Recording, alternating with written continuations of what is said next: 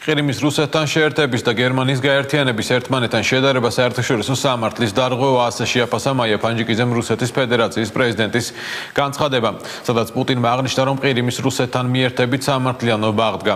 საგარეო საქმეთა მინისტრმა დღაგეგმილ ვიზიტებზეც ისაუბრა. ფანჯიკიძის ინფორმაციით, საქართველოს დელეგაცია პრემიერ-მინისტრის ხელმძღვანელობით კვირას ჰააგაში მიემგზავრება, სადაც ბირთვული უსაფრთხოების სამიტში მიიღებს მონაწილეობას.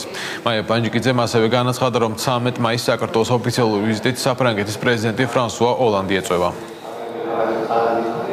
მიუხედავად იმისა, რომ ჩვენ კონსტრუქციული პოლიტიკა ავირჩიეთ ახალმა ხელისუფლებამ, ძალიან ბევრი კონსტრუქციული ნაბიჯი გადავდგით, მას კონკრეტული დადებითი შედეგებიც მოყვა, რომელიც სამწუხაროდ არ აისახა პოლიტიკურ პროცესზე. ჩვენი პოლიტიკური პროცესი რუსეთთან, რომელიც ჟენევის ფორმატში მიმდინარეობს, სწორედ მომავალ კვირაში განახლდება, იქნება შემდეგი რაუნდი. მომავალ ორშაბათს და სამშაბათს და ალბათ ეს ფორმატი კიდევ ერთხელ დაგვანახებს იმას, თუ კონკრეტულად სად დგას საქართველოს და რუსეთის ურთიერთობა.